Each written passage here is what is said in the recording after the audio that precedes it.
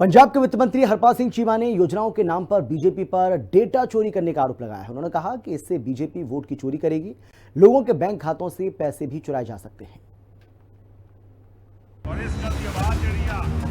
वित्त मंत्री हरपाल सिंह चीमा ने चंडीगढ़ में मेयर चुनाव के दौरान और दिल्ली का उदाहरण दिया।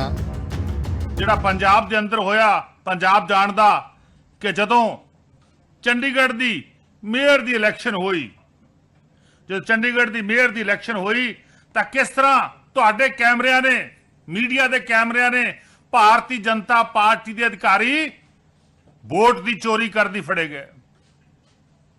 ਵੱਡਾ ਅੰਦੋਲਨ ਹੋਇਆ, ਚੰਡੀਗੜ੍ਹ ਦੇ ਸਾਰੇ ਐਮਸੀ ਸਾਹਿਬਾਨ ਨੇ ਧਰਨੇ ਦਿੱਤੇ, ਪ੍ਰੋਟੈਸਟ ਕੀਤੇ, मार्च किए,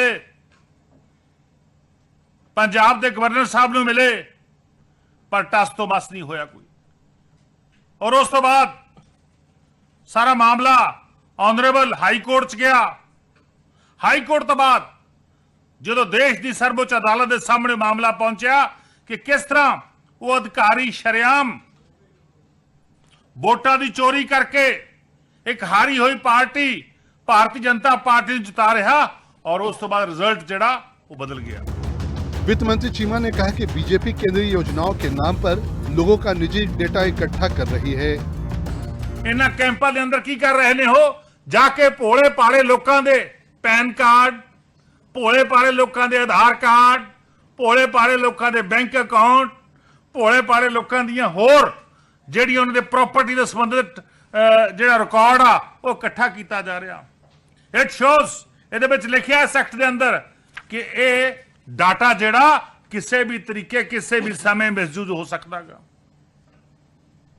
ਕਿਉਂਕਿ ਜਿੰਨੇ ਵੀ ਡਿਜੀਟਲ ਫਰਾਡ ਹੁੰਦੇ ਨੇਗੇ, ਜਿੰਨੇ ਵੀ ਡਿਜੀਟਲ ਫਰਾਡ ਹੁੰਦੇ ਨੇ ਦੇਸ਼ ਦੇ ਅੰਦਰ, ਜਿਹੜੇ ਸਾਈਬਰ ਕ੍ਰਾਈਮ ਦੇ ਅੰਦਰ ਆਉਂਦੇ ਨੇਗੇ, ਉਹ ਉਦੋਂ ਹੁੰਦੇ ਨੇ ਜਦੋਂ ਤੁਹਾਡਾ ਡਾਟਾ ਕਿਸੇ ਨੂੰ ਮਿਲ ਜਾਵੇ ਔਰ ਉਸ ਡਾਟੇ ਦਾ ਮਿਸਯੂਜ਼ ਹੋਵੇ।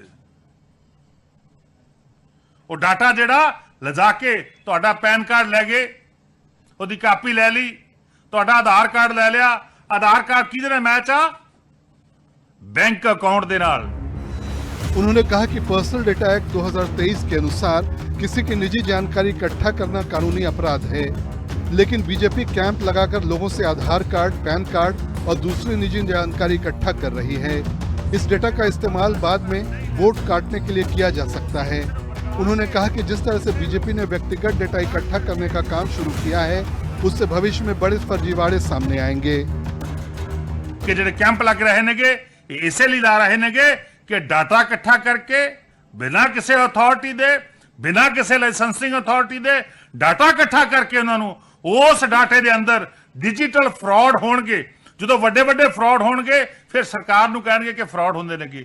ਸੋ ਮੈਂ ਸਮਝਦਾ ਜਿਹੜਾ ਆਉਣ ਵਾਲੇ ਸਮੇਂ ਦੇ ਅੰਦਰ ਕੋਈ ਵੀ ਫਰਾਡ ਹੋਊਗਾ ਉਹਦੇ ਪਿੱਛੇ ਭਾਰਤੀ ਜਨਤਾ ਪਾਰਟੀ ਦੇ ਪ੍ਰਧਾਨ ਜੀ, ਭਾਰਤੀ ਜਨਤਾ ਪਾਰਟੀ ਦੇ ਸੈਕਟਰੀ ਸਾਹਿਬ, ਭਾਰਤੀ ਜਨਤਾ ਪਾਰਟੀ ਸਾਰੀ ਟੀਮ ਜਿਹੜੀ ਆ ਉਹ ਜ਼ਿੰਮੇਵਾਰ ਹੋਊਗੀ ਕਿ ਲੋਕਾਂ ਦਾ ਰਿਕਾਰਡ ਨੂੰ ਟੈਂਪਰ ਕਰਕੇ, ਲੋਕਾਂ ਦੇ ਰਿਕਾਰਡ ਨੂੰ ਮਿਸਯੂਜ਼ ਕਰਕੇ, ਲੋਕਾਂ ਦੇ ਰਿਕਾਰਡ ਨੂੰ ਜਿਹੜਾ ਹੈਗਾ ਉਹਨੂੰ ਤਾਰਫੀਡੋ ਕਰਕੇ ਉਸ ਰਿਕਾਰਡ ਨੂੰ ਕਿਵੇਂ ਮਿਸਯੂਜ਼ ਕਰਕੇ ਜਿਹੜਾ ਇਹਨਾਂ ਨੇ बरतनागा। वित्त मंत्री चीमा ने कहा कि राज्य सरकार घर घर जाकर स्टैंप और सेवा केंद्रों के माध्यम से लोगों को करीब 440 सेवाएं दे रही है। ये बीजेपी की राज्य सरकारों को बदनाम करने की साजिश है। उन्होंने कहा कि बीजेपी के नेतृत्व वाली केंद्र सरकार को जीएसटी लागू होने के बाद हुए 60,000 करोड़ रुपए के नुकसान की भरपाई करनी चाहिए। पंजाब के अंदर जो मैं गल करा तो लगभग 440 ਦੇ ਕਰੀਬ 440 ਦੇ ਕਰੀਬ ਸੇਵਾਵਾਂ ਨੇ ਜਿਹੜੀਆਂ ਡੋਰ ਸਟੈਪ ਡਿਲੀਵਰੀ ਜਿਹੜੀ ਆ ਪੰਜਾਬ ਦੇ ਅੰਦਰ ਆਮ ਆਦਮੀ ਪਾਰਟੀ ਦੀ ਸਰਕਾਰ ਨੇ ਸ਼ੁਰੂ ਕੀਤੀ ਆ। ਹਰ ਇੱਕ ਸਾਡੀ ਸਰਵਿਸ, ਹਰ ਇੱਕ ਸਾਡੀ ਜਿਹੜੀ ਵੀ ਸਰਵਿਸ, ਚਾਹੇ ਕਿਸੇ ਨੇ ਸਰਟੀਫਿਕੇਟ ਬਣਾਉਣਾਗਾ, ਚਾਹੇ ਕਿਸੇ ਨੇ ਕੋਈ ਆਵਾਸ ਯੋਜਨਾ ਤਹਿਤ ਅਪਲਾਈ ਕਰਨਾਗਾ, ਚਾਹੇ ਕਿਸੇ ਵੀ ਯੋਜਨਾ ਦੇ ਤਹਿਤ ਅਪਲਾਈ ਕਰਨਾਗਾ, ਜਦੋਂ ਉਹ ਉਸ सेवा के उत्ते अपना फोन मारदागा तो जो साडा सेवा प्रोवाइडर आ, जो साडा उस इलाके का काम करना बंदा उत्थे पहुंचदागा, जाके उत्थे फिर जिहड़ा ओहदा डाटा इकट्ठा करके फिर उस डाटे नूं प्रोसैस करके फिर वो SDM साहबान, जिहड़े साडे DC साहबान, जिहड़े कंपीटेंट अथॉरिटीज़ नेगियां ਉਹਨਾਂ ਦੇ ਨਾਲ ਉਹਦਾ ਪ੍ਰੋਸੈਸਿੰਗ ਕਰਕੇ ਉਹਦਾ ਜੋ ਵੀ ਸਰਟੀਫਿਕੇਟ ਚਾਹੀਦਾ, ਜੋ ਵੀ ਸੁਵਿਧਾ ਚਾਹੀਦੀ ਆ ਉਹ ਮਿਲਦੀ ਆ। वित्त मंत्री चीमा ने दिल्ली और बिहार में वोट काटे जाने और जोड़े जाने का भी जिक्र किया। ब्यूरो रिपोर्ट, हिंदी खबर।